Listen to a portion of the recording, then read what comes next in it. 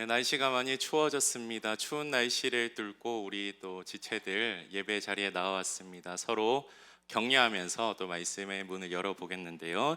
옆에 사람에게 잘 오셨습니다. 한번 인사할까요? 잘 오셨습니다. 네. 아직 12월 마지막 주는 아니지만 저는 1년을 되돌아보면서 여러 생각을 하다가 한 친구가 했던 아주 사소한 질문 하나가 떠올랐습니다. 그 친구는 서울에 살고요. 2015년에 저와 함께 미국의 어학연수 6개월의 기간을 같이 보낸 친구였습니다. 목사들이지만 그때 당시에는 신의 존재를 믿지 않는 무신론자처럼 행동했던 친구였습니다. 부산에 사는 제가 결혼을 하고 서울의 한 교회에 부임한다는 소식을 듣자 이 친구가 연락하면서 여러 가지 또 질문을 하고 얘기를 나눴는데요. 그 중에 한 질문이 네가 가는 교회 신도들은 몇 명이야? 라는 질문을 했습니다. 그런데 저는 갑자기 문득 그 신도라는 말이 낯설게 느껴지더라고요. 여러분, 교회 안에서 신도라는 말 많이 쓰나요? 신도라는 말 많이 쓰나요? 제 생각으론 잘 안 쓰는 표현이라고 생각이 듭니다. 저는 그 다소 어색한 표현을 들으면서 갑자기 그 단어에 꽂혀서 그 단어의 의미를 곰곰이 생각해 보았습니다. 신도가 뭘까? 한자로는 믿을 신, 무리도라고 되어 있고요. 네이버 검색을 해보니까 일정한 종교를 믿는 사람이라고 되어 있었습니다. 그 친구는 아마 이 단어를 이해함에 있어서 아마 교회를 다니거나 그저 신을 믿는 사람 정도로 이해했을 겁니다.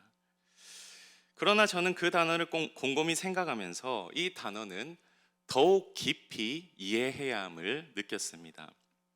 그런 가운데 이 단어를 묵상하다가 이 단어가 굉장히 중요한 단어임을 깨닫게 되었는데요. 왜냐하면 기독교에 있어서 믿음은 핵심적인 개념이기 때문입니다. 그런데 교회를 다니는 많은 사람들에 있어서 믿음이 단순한 믿음에 머물 때가 많이 있습니다. 다른 말로 믿음의 대상을 명확하게 모른 채 막연하게 그리고 아주 추상적으로 믿는 현실을 보게 됩니다. 그러나 진정한 믿음은 무엇입니까? 믿음의 대상에 대한 정확한 이해가 있어야 진정한 믿음이 가능해집니다. 여러분, 숟가락에 음식을 담지 않고 입에 가져갑니까? 그렇지 않죠. 마찬가지로 이 믿음이라는 숟가락에 믿음의 대상을 올려놓지 않고 먹는 것은 다소 어색한 행동입니다. 여러분, 그렇다면 우리의 믿음의 대상이 무엇입니까? 무엇입니까? 라고 말하기보다 누구입니까? 라고 말하는 게 더 옳겠죠. 여러분, 믿음의 대상이 누구입니까? 여러분에게 믿음의 대상이 누구입니까? 바로 예수 그리스도입니다. 그렇게 생각할 때 다시 단어의 개념을 잡고자 합니다. 신도는 무슨 뜻입니까? 예수 그리스도를 믿는 무리입니다. 또 질문하겠습니다. 신자는 누구입니까? 예수 그리스도를 믿는 자입니다. 여러분은 신자입니까? 다른 말로 예수 그리스도를 믿는 자입니까? 그렇다면 여러분은 놀라운 정체성을 가진 존재임도 믿어야 할 것입니다. 왜냐하면 성경에 그렇게 말하고 있기 때문입니다. 오늘 본문 말씀에서 바울은 예수 그리스도를 믿는 자, 신자의 정체성을 여러 단어로 표현합니다. 신자인 우리가 이 정체성을 깊이 묵상하면 묵상할수록 우리의 생각이 변화되고 우리가 삶에 임하는 태도가 변하게 될 것입니다.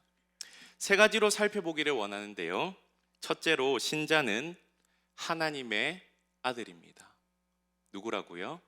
하나님의 아들입니다. 26절에 함께 읽도록 하겠습니다. 시작. 너희가 다 믿음으로 말미암아 그리스도 예수 안에서 하나님의 아들이 되었으니. 하나님의 아들이 되었다라고 말씀하고 있습니다.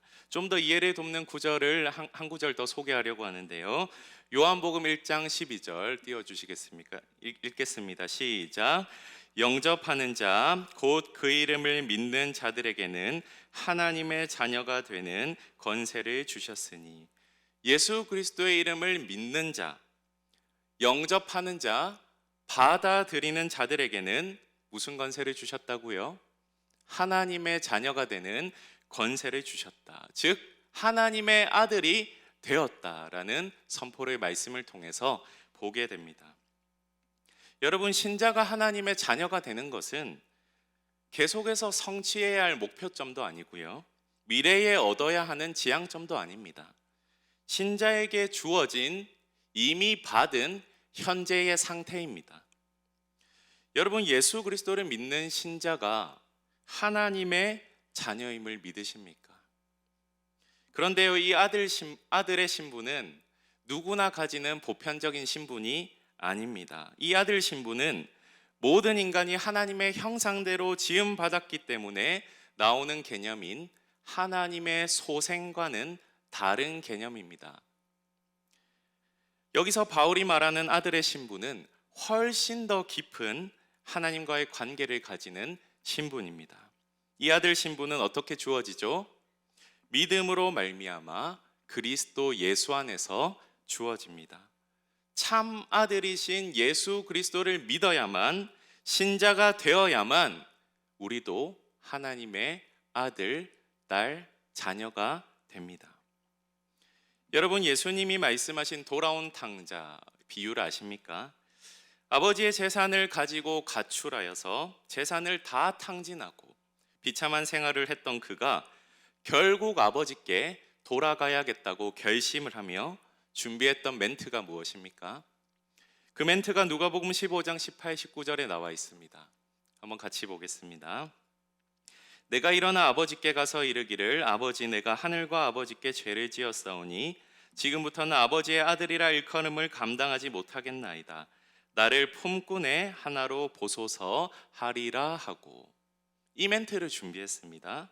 아들이 아닌 종으로 여겨달라는 저자세로 아버지께 나아가는 것이죠. 그래서 먼 길을 여행해서 결국 집에 도착하였고 아버지를 만났습니다. 그래서 이제 준비한 멘트를 합니다.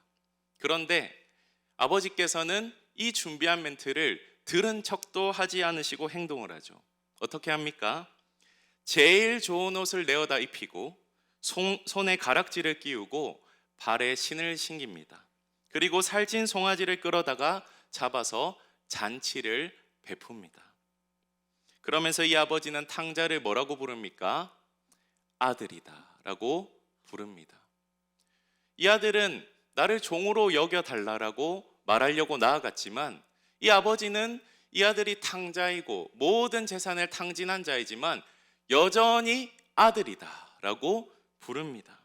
누가복음 15장 24절에 아버지의 말을 보십시오. 이 내 아들은 죽었다가 다시 살아났으며 내가 잃었다가 다시 얻었노라 하니 그들이 즐거워하더라. 여러분, 우리도 마찬가지입니다. 주님을 믿지 않았을 때는, 주님을 잘 몰랐을 때는 하나님을 두려워하고 하나님을 미워하는 삶을 살았지만 이제 아들로서, 양자로서 하나님의 깊은 사랑 안에 거하는 것을 우리는 믿어야 합니다. 로마서 8장 15절 말씀에 이런 말씀이 있는데요. 한번 보도록 하겠습니다. 우리말 성경 버전인데요. 여러분은 다시 두려움에 이르게 하는 종의 영을 받지 않고 양자의 영을 받았습니다. 우리는 그 영으로 뭐라고 부릅니까? 아빠, 아버지라고 부르게 되는 겁니다. 그렇게 하나님의 자녀가 된 사람은 이제 하나님의 법, 하나님의 말씀을 지키는 태도도 변하게 되는데요. 법을 어겼다고 처벌받는 것을 두려워하고 억지로 법에 따라야 하는 종처럼 살아가는 것이 아니라 하나님의 자녀답게 기쁨으로 자원하는 마음으로 하나님의 법을 지키며 살아가는 자세로 변하게 되는 겁니다.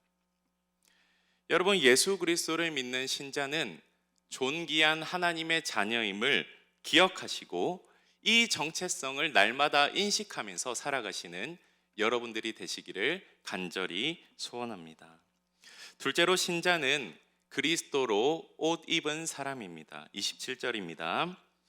누구든지 그리스도와 합하기 위하여 세례를 받은 자는 그리스도로 옷 입었느니라. 여러분, 우리가 예수님을 믿을 때 놀라운 현상이 일어나죠. 무슨 현상입니까? 그리스도와 연합하게 되는 현상이 일어납니다. 우리와 예수님 사이에 일어나는 연합을 상징적으로 보여주는 것이 무엇이죠? 세례입니다. 최근에 학습 세례 입교 예식을 우리 교회에서 거행을 했는데요. 그런데 여러분, 우리가 세례가 나왔으니 세례에 대해서 잠깐 다루고 넘어가겠습니다. 세례와 관련해서 여러분들이 꼭 알아야 할 것이 있습니다. 여러분, 세례 예식을 통해서 구원을 얻는다라고 생각하면 안 됩니다. 우리는 믿음으로 구원을 받죠. 예식으로 구원을 받는 것이 아닙니다. 그렇다면 세례는 무엇입니까? 우리가 예수와 연합했다는 중요한 외적인 표현입니다. 예수를 구주로 믿고 바른 신앙 안에 서 있다는 공적인 표시가 바로 세례입니다. 그래서 세례는 온 회중 앞에서, 이 앞자리에서 자기의 신앙을 고백하고 정말 하나님께 내 삶을 드리리라 라고 고백하는 복되고 값진 시간입니다. 여러분, 우리가 예수를 믿고 세례를 받을 때 그리스도와 연합하고 예수로 옷 입게 됩니다.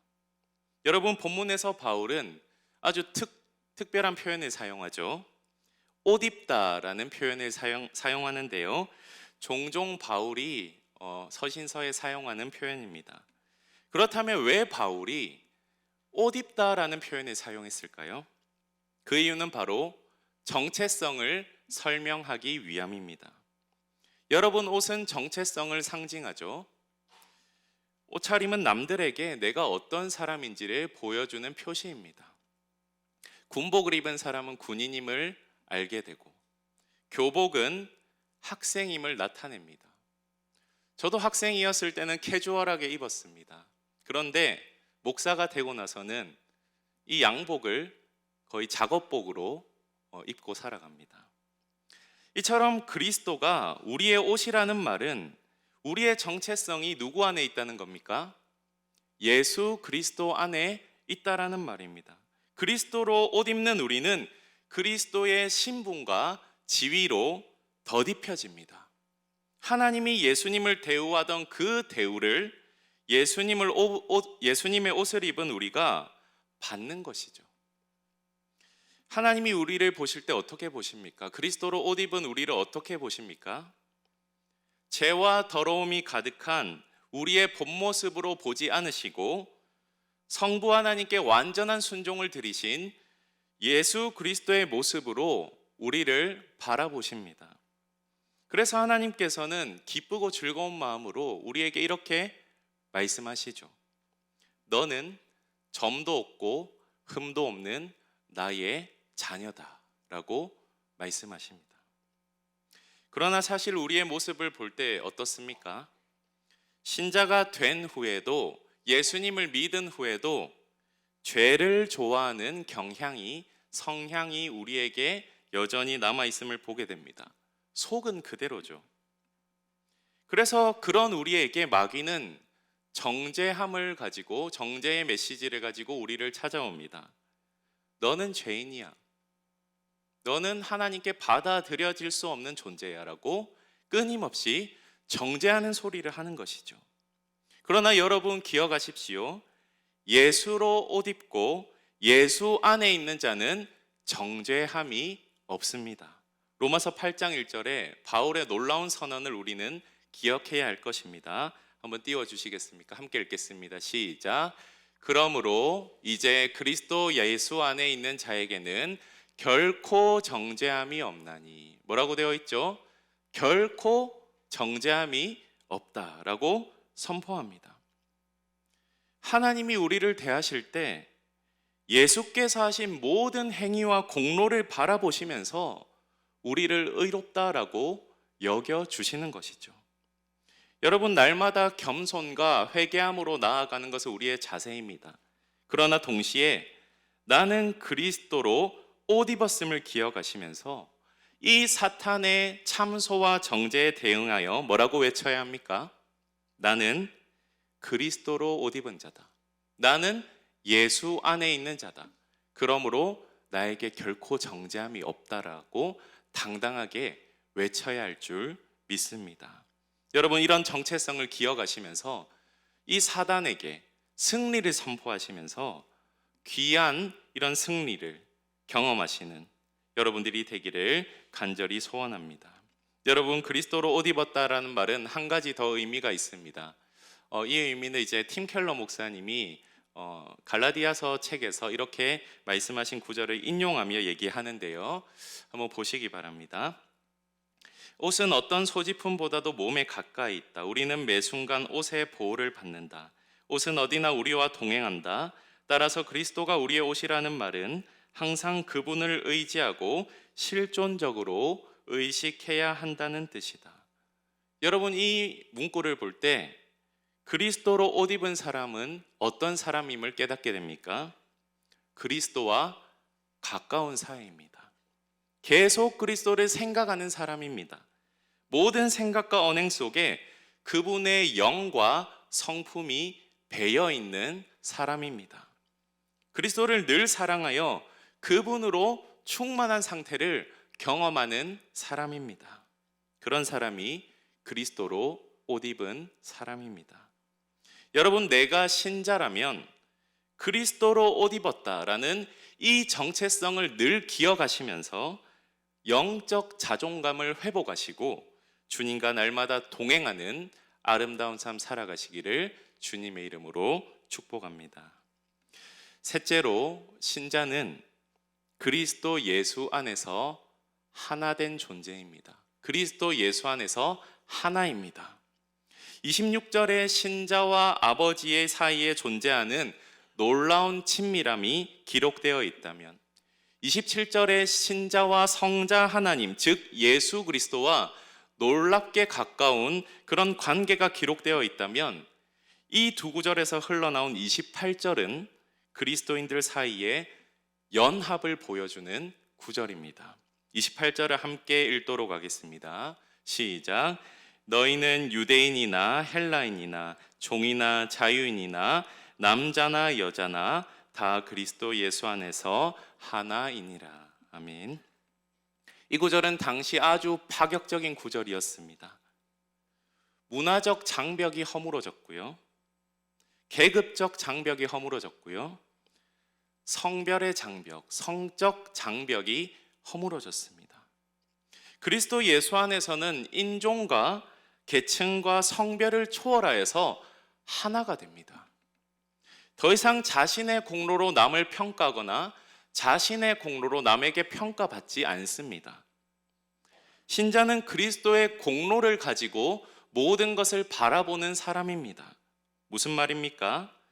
완전하신 하나님께서 그들의 못나고 부족한 부분을 보지 않으시며 그리스도 안에서 그들을 보시는 것처럼 우리도 그리스도 안에 있는 그들의 모습을 바라보아야 할 것입니다. 물론 내 모습을 바라볼 때, 상대방을 바라볼 때 불만이 있을 수도 있죠. 성격도 좋아 보이지 않고요, 연약한 점이 많아 보입니다. 그러나 우리는 서로를 하나님이 우리를 바라보시는 관점으로 서로를 그리스도로 옷 입은 자들로 바라봐야 할 줄 믿습니다. 여러분, 바울이 살던 시대는 유대인과 헬라인, 종과 자유인, 남자와 여자의 대립과 갈등이 심했던 시대였습니다. 현대를 살아가는 우리에게, 특히 서연교회에 나오는 우리가 가지고 있는 대립과 갈등의 요소가 무엇이 있습니까? 더 좁혀서요, 내가 소속된 믿음말, 내가 소속된 소망말, 그리고 교회 공동체 가운데 있는 다름과 차이와 갈등의 요인이 무엇이 있습니까? 한번 곰곰이 생각해 보시기 바랍니다. 특히 우리 서현 청년 공동체는 다양한 백그라운드를 가진 사람들이 모인 공동체임을 저는 1년 동안 경험했습니다. 다 똑같지가 않습니다. 너무나 서로 다르고요. 배경도 다르고 개성이 있습니다. 제가 담당하는 믿음 마을로 설명하자면 크게 세 가지 그룹으로 나뉘는 것을 보게 됩니다. 주일학교 출신, 학사, 새가족입니다. 보통 지방의 전통교회를 보면요, 주일학교 출신들과 아주 소규모의 새가족들로 구성되어 있는 것을 볼 수가 있습니다. 그러나 서연교회는 학사를 운영하기에 학사 지체들도 있고, 주일학교를 거쳐 어릴 때부터 여기서 신앙생활한 지체들도 있고, 2호선 대학가 라인 합정에 위치해 있는 이 위치적 요소 때문에 찾아오는 새가족들도 많이 있습니다. 하나의 공동체이지만 서로 다른 그룹에 있는 지체들이 공존하고 있는 것이죠. 더 깊이 들어가서 지역도 다르고요, 출신도 다르고요, 배경도 다르고, 재정 상황도 다르고, 직업도 다 다름을 보게 됩니다. 그런 우리가 어떻게 하나가 됩니까? 달라도 너무 많이 다릅니다. 이 다름이 공존하는 우리 공동체 가운데 나는 다른 지체들을 바라볼 때 어떤 시선과 관점으로 그들을 바라보아야 하는 것일까요? 하나님께서 그리스도 안에서 나를 바라보시는 것처럼 하나님께서도 저 지체를 동일하게 바라보시겠구나라는 그러한 관점으로 서로를 쳐다보아야 합니다. 이 세상과 사회가 만들어 놓은 잣대와 기준으로만 다른 사람을 바라보는 것이 아니라 하나님께서 저 지체를 바라보는 시각을 가지고 나도 그 지체를 바라보는 것이죠. 그런 시각이 없다면 그런 시각을 가질 수 있도록 기도해야 할 것입니다. 그럴 때 우리가 그리스도 안에 하나라는 정체성을 가지고 이 공동체를 더욱더 아름답게 가꿔 나갈 수 있습니다. 다시 한번 28절을 함께 읽도록 하겠습니다. 시작. 너희는 유대인이나 헬라인이나 종이나 자유인이나 남자나 여자나 다 그리스도 예수 안에서 하나이니라. 아멘. 이 구절을 여러분들 잘 생각해 보시면서 공동체와 내 주변에 있는 지체들을 떠올리며 적용해 보시기 바랍니다. 여러분, 또 우리가 28절을 볼 때 떠올릴 수 있는 자화상이 있습니다. 바로 분열과 갈등이 날로 심해지는 대한민국의 현실입니다. 어떤 갈등이 있습니까? 너무 많죠. 세대 갈등, 남녀 갈등, 빈부격차, 학벌, 정치 성향, 팬덤 등 수많은 갈등과 분열의 씨앗이 이 한국 땅의 곳곳에 뿌려져 있습니다. 한국 교회도 마찬가지죠.